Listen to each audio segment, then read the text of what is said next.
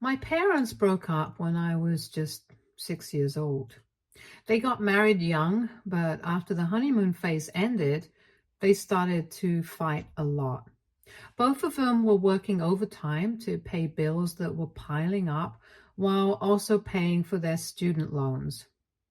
The year that they were supposed to get a divorce, my mom found out that she was pregnant. For reasons beyond my understanding, they decided to give their marriage one last try. This was a big mistake because my earliest memories of my childhood are of my parents yelling at each other as loudly as possible. Every morning would start this way. My mother would go off on my dad for not cleaning up after himself and not helping around the house, while my dad would counter with complaints about my mom's cooking abilities and how she was a good-for-nothing woman. He would have an issue if she made pancakes, toast, or waffles because no matter what she did, he just wasn't in the mood for it. He would always compare her with his mother and say how he wished he had never married her. She would counter by saying that she should have married a richer man and that she regretted having a child with him. This was pretty much every day. Sometimes I would just try to block out the noise in the background playing with my food, but it did leave a lasting impression on me as it sort of made me realize that both of them kind of blamed me for why they could not leave each other. My dad would purposefully come back home late at night so he would not have to spend any time with me or my mom. If my mom complained about feeling overworked, he would snort and tell her how his job was more important than hers.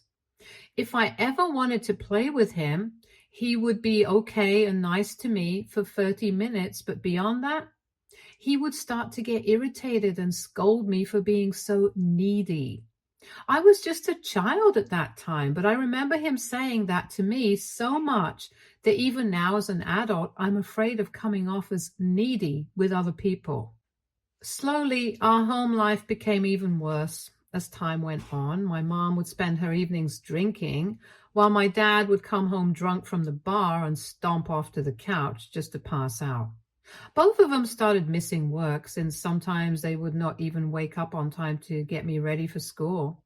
The weekends were much worse as I spent so many evenings hungry because both of my parents were too intoxicated or hungover to cook or even order takeout. It was a never-ending cycle of chaos and neglect. I understand now that what my parents did could put them up in jail, but at that time I had no other adult around to protect me. My teachers would sometimes talk to me and later call my parents to have a conversation, but since there was no evidence of physical abuse on me, no one really cared enough to call CPS. As I grew older, I became the unofficial mediator between my parents every time they would fight. Mind you, I was still a child, but I thought keeping the peace at home was somehow my responsibility. I knew what my parents disliked about each other, for example.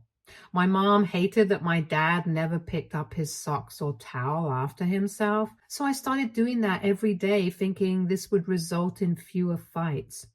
I knew my dad hated my mother watching loud TV on the couch, so before my dad came back home every night, I would urge my mom to lower the volume. It was difficult for me as a child to try to calm my parents' temper or distract them from their conflicts, but regardless of what I did, they would end up having an argument one way or the other. It was a heavy burden for me to carry as a child, and I often found myself feeling overwhelmed and helpless. I wished for a peaceful home where I could feel safe and loved, but instead I lived in a constant state of tension and anxiety. On several occasions, I have even witnessed my parents get into a physical fight, and then my mother would lock herself in the bathroom for hours to save herself. One night, their fight got even worse. My mother threw a glass bottle at my dad straight to his face, and he started bleeding from his nose. My mother yelled at me to call 911, and some of the things have been blocked out, but I do remember the police questioning me about the fight. CPS was finally called, and my parents got a verbal warning that next time this would happen, I would be taken away. They pretended to care in front of the officers, but I doubt whether they genuinely did. They did talk to me later after everyone left and promised me that they would work to become better people. However, their promise didn't last long. Despite their efforts to salvage their marriage, it was clear that my parents were not compatible. They had different priorities, values, and communication styles that clashed at every turn. I could see the toll it took on both of them as well as on me. Thankfully, when I was 13, they finally decided to end their marriage for good. It was a relief in some ways, knowing that the constant turmoil would finally come to an end. But it also marked the beginning of a new chapter filled with its own challenges and adjustments. I had to split my time between my parents' separate homes. My mother got child support from my dad and looked for a job to support herself and me. In the beginning, it was really difficult for her to find one, but my uncle, her cousin, helped her get a desk job as a secretary where she worked for several years under a kind and patient boss who paid her quite well. I met her boss and his family several times during work parties, and I'm still really grateful that he had decided to hire my mom, as it genuinely saved our lives and helped pay for everything around the house. My dad, on the other hand, spiraled into drinking more and more, like there was no tomorrow. This is why I dreaded my visits with my dad, because he would either be passed out drinking or he would bring a strange woman into the house to hook up with. It was extremely uncomfortable and I hated it. However, I didn't have much choice, as I was afraid of revealing this to my mom, since this would start another one of their huge fights, and I was just tired of it all. Throughout the years, my dad has had different long-term girlfriends every year. He dated the first one for a year, the next one for 6 months, and the third one for 3 years straight before cheating on her. I have noticed a pattern in his dating history, as they are single mothers with 1 or 2 children. My dad dates these women and gets extremely close with their children. He posts their pictures all over social media and even celebrates birthdays with them. Meanwhile, my mother would have to remind him about important days in my life, like my birthday or prom days, as he would sometimes forget all about it. He would also always force me to mingle with his girlfriend's children, urging me how they are going to be my future brothers and sisters. As you can imagine, I absolutely hated this habit of his. I mean, I understand that my dad was single and was free to date whoever he wanted, but he would always pretend to be this responsible parent in front of other children while neglecting his one and only child. I remember when my school organized a father-daughter dance, I had an inkling that my dad would find an excuse to not attend, and as expected, he did.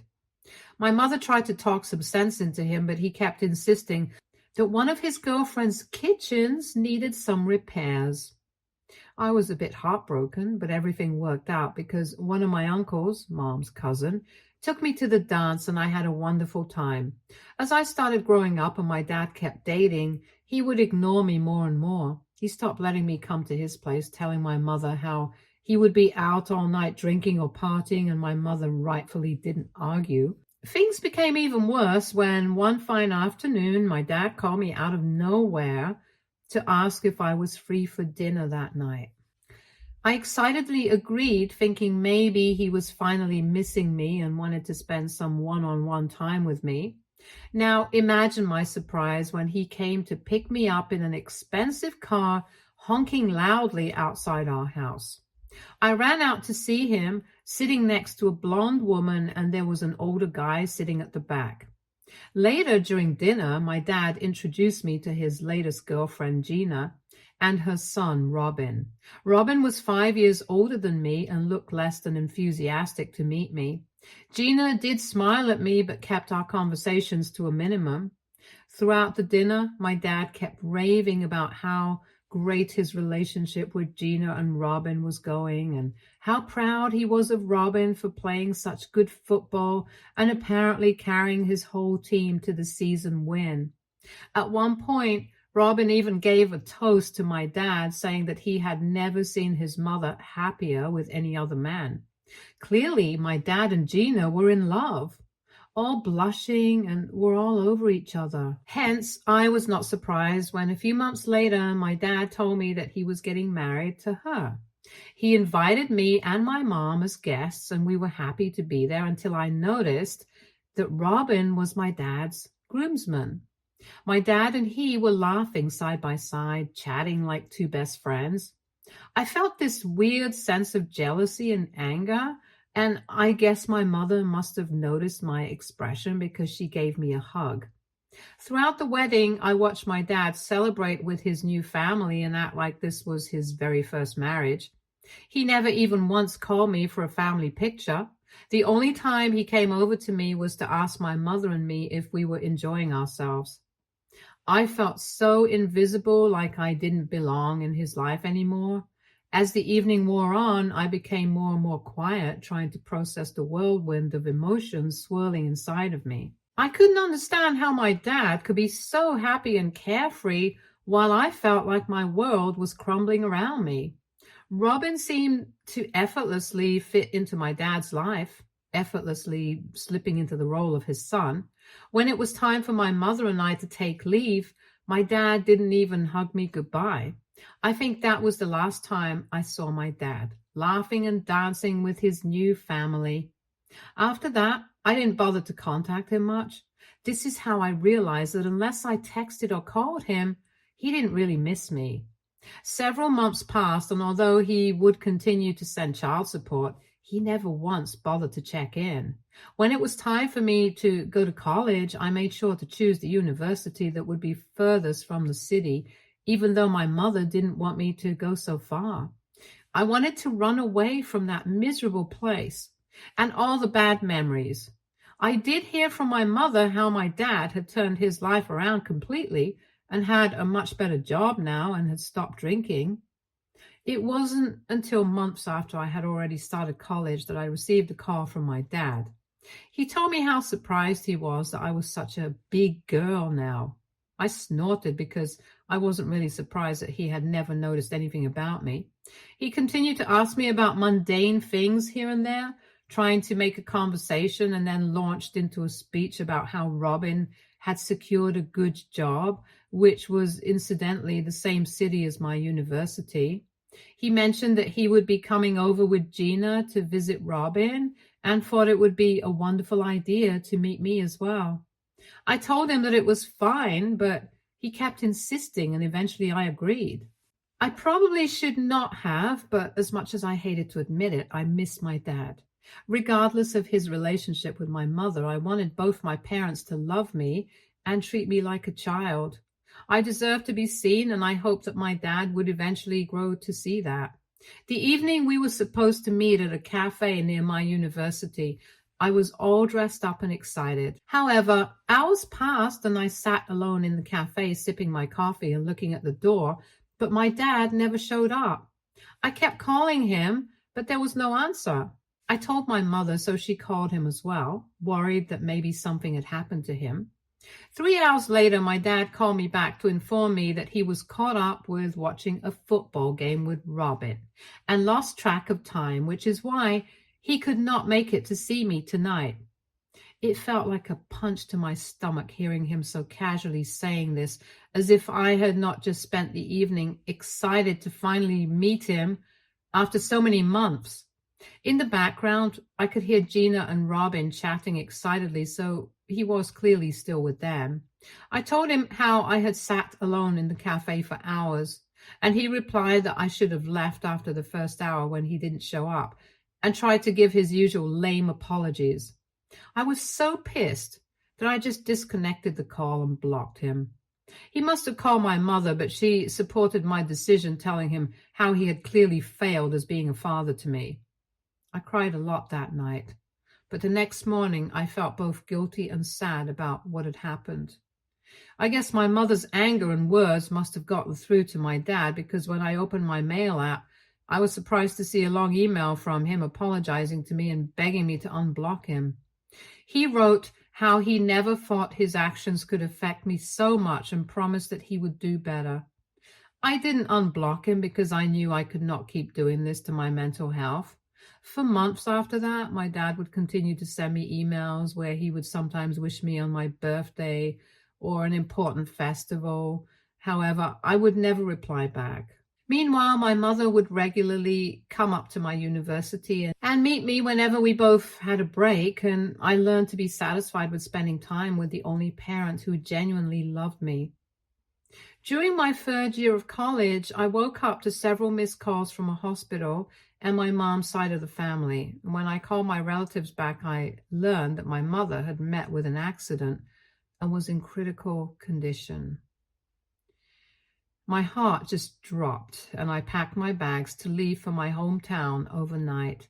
Thankfully, my roommate agreed to drive me there, so we reached much faster than I had anticipated. I remember collapsing and seeing my mother in the hospital bed with tubes attached to her everywhere. I remember the doctors trying to talk to me, but I could not process anything. My mother had apparently slipped into a coma, and there wasn't much that could be done. 3 days later, she passed away, and the doctors told me that she didn't suffer much.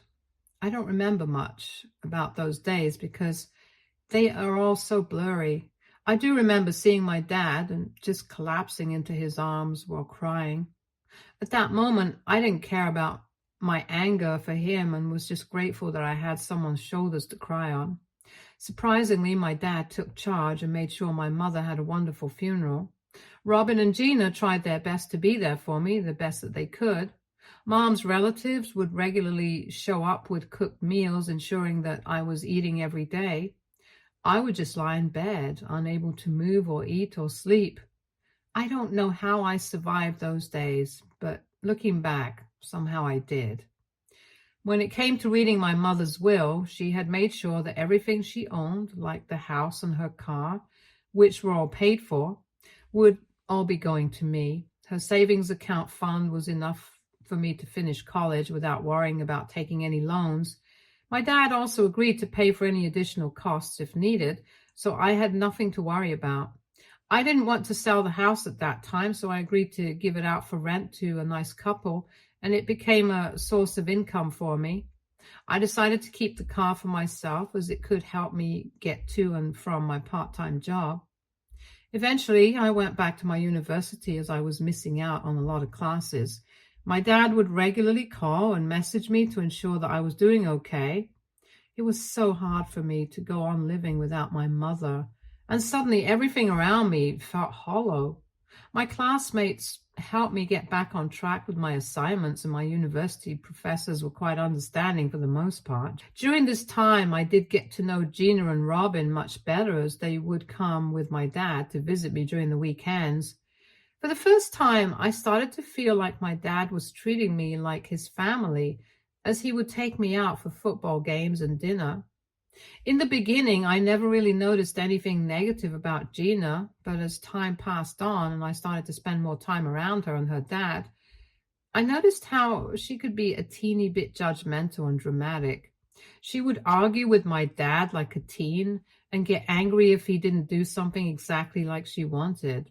For example, if we were coming back from a game and she wanted pizza while we all wanted burgers, she would sit in the driveway pouting and refuse to come inside the house until my dad would agree to order pizza.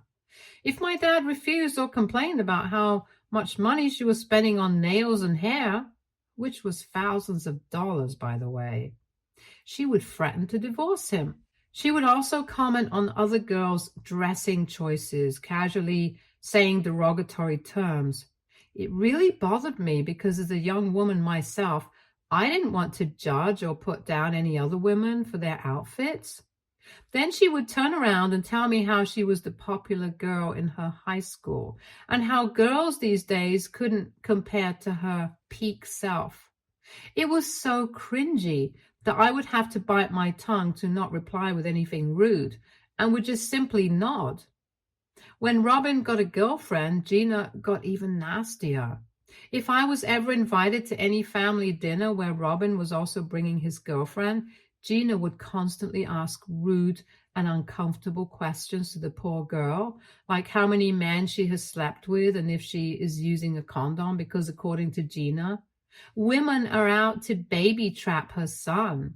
Robin would just be uncomfortable throughout this, and if he ever confronted his mother later about this cringy behavior, she would burst into tears and complain to my dad how she only meant well and she's only looking out for her baby son, but he doesn't care. This is pretty much how I knew that Gina was someone I needed to avoid as much as possible without my dad finding out. Whenever he would come to visit me, I would ask him if he and I could spend some time alone. And at first he would agree, but Gina would constantly call him and disturb our time. Later, I found out that she was tracking his phone through Find My Phone and would call to check up to see if he was really with me or with some other woman. A year passed, and when my mom's death anniversary arrived, I was a wreck. My dad and I had decided to spend the whole day together so we could visit her grave and then later go out for lunch. I was quite clear to him that it was a very vulnerable day and I did not want to spend time with anyone else. However, despite my wish, he showed up with Gina, who looked like she was out on a fun road trip. She was constantly munching on chips or playing music. At one point, when I was silently crying because I was missing my mom while going through her photos on my phone, Gina asked me why I was still crying for my mother when it had already been a year since she had passed away. She emphasized the word year as if it was just ridiculous of me to still miss my own mother. This really pissed me off, but I did not want to say anything, hoping that my dad would stand up for me. Sadly, he didn't react at all. Next, when we arrived at my mother's grave with the flowers I had bought, Gina refused to come outside and told my dad and me that we needed to come back as soon as possible, since she could not handle the heat. I remember thinking, what was even the point of her coming if all she was going to do was complain? She wasn't even going to pay any respects to my mom and then not even allow us to peacefully pay our respects. We were just 5 minutes late when she started to call my dad's phone, signaling that we needed to wrap up things quickly. I gave up and walked back to the car silently. When it was time for lunch, Gina decided on Chinese food because it was her favorite, although neither my dad nor I were fans. Nonetheless, my dad gave in as usual. Overall, the day was unfolding completely opposite to what I had anticipated. I found myself eating very little at the Chinese buffet, and Gina must have noticed. She asked if something was wrong, but I shook my head, preferring to be left alone with my thoughts. However, Gina then began to criticize me, saying how I was bringing down the vibe of the whole day. She even remarked that if she ever passed away, she would never want her son Robin to be this depressed and gloomy around others. At this moment, I just could not hold back my anger any longer and went off on a rant about how she had no business telling me how I should handle my grief when I was the one who had lost her mother. I didn't stop there. I told her that if she truly believed I was ruining the vibe, then she should have stayed home, as all I wanted was to spend time mourning my mother and talking to my dad. My dad and Gina looked taken aback by my outburst, and I felt embarrassed about everything, so I stormed out of the restaurant to clear my head. Later, my dad emerged with a solemn expression and told me that while he understood my perspective, I should be more considerate of his wife, who had sacrificed her whole day to be there with me. I questioned why he had even brought her along when I had specifically asked to spend the day with just him. My dad replied that Gina thought I was becoming too dependent, and as an adult daughter, I shouldn't spend so much time alone with him. I almost had tears rolling down my cheek hearing those words, as it reminded me of my childhood when my dad would get angry if I needed more of his attention and would scold me for being needy. I don't know if I was actually being needy or clingy that day, but I just knew that I missed my mom even more, as she would have never have made me feel bad for crying. The car ride home was quiet, and Gina refused to talk to me even though I tried to apologize.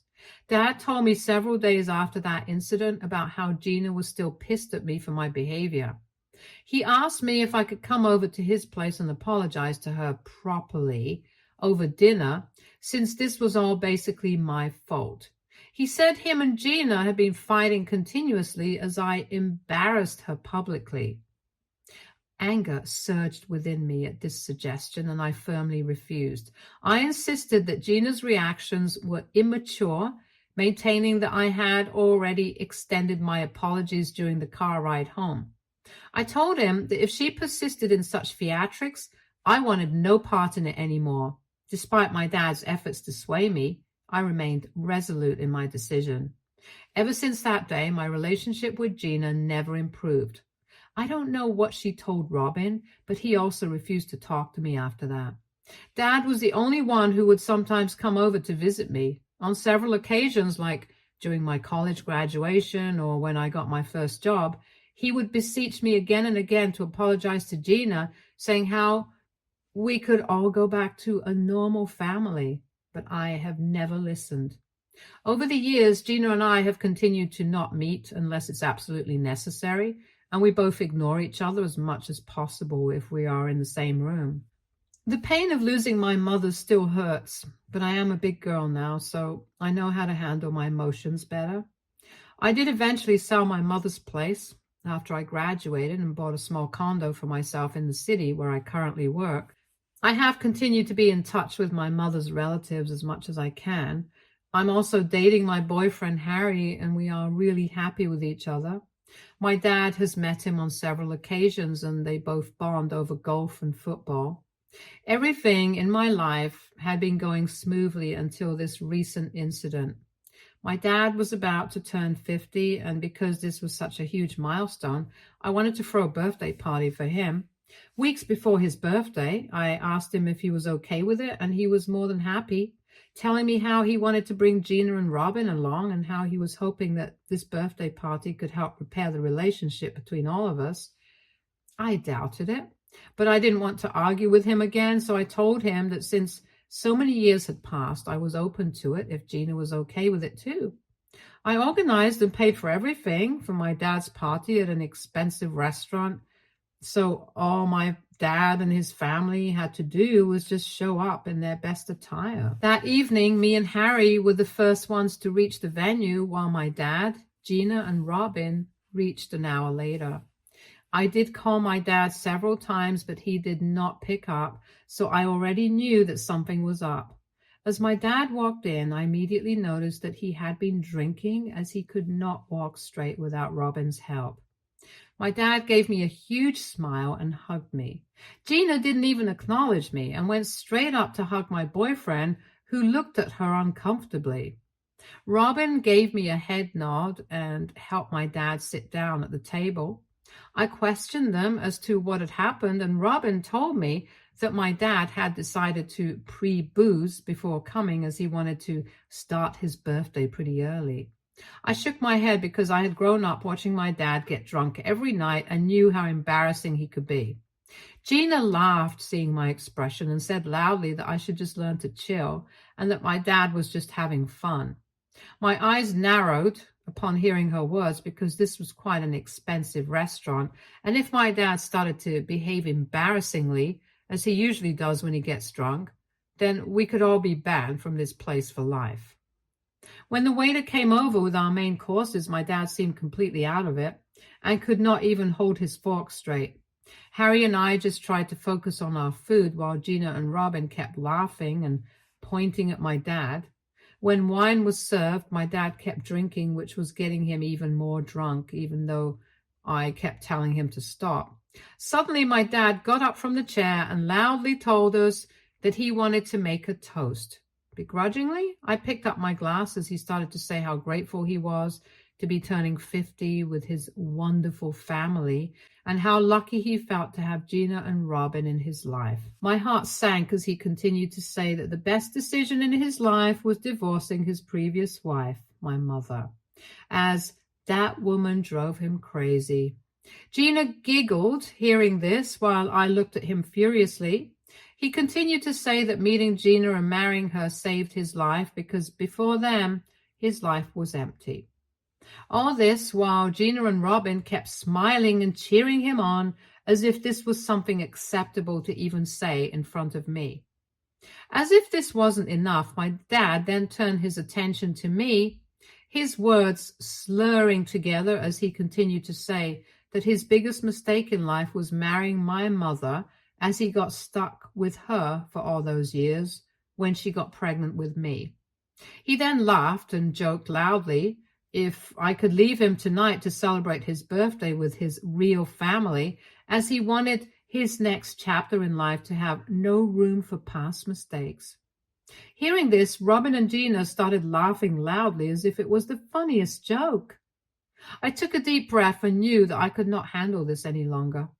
With a heavy heart and trembling hands, I called for the waiter and asked him to call for security guards. The waiter did not even hesitate, as my dad's loud words could be heard around the room, and within minutes 2 security guards appeared at our table, their presence causing a stir among the other diners. "Sorry, sir, but we're going to have to ask you to leave," one of the guards said firmly, gesturing towards the exit. My dad's face turned red with embarrassment as he realized what was happening. He sputtered in protest, asking me to stop them, but I stood my ground, my eyes locked with his.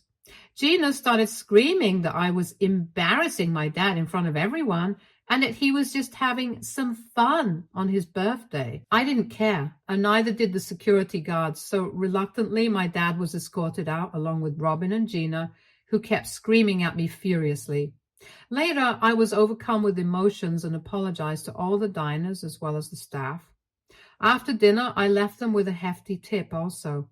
Since that dinner, I have been bombarded with text messages from Gina and Robin, calling me every name in the book and saying how I ruined the vibe, and that I should have just left if I didn't want to feel embarrassed by my dad's behavior.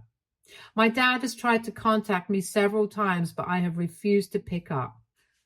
Hence, I am on Reddit to ask if aita for kicking my dad out after he said all those hurtful things to my face.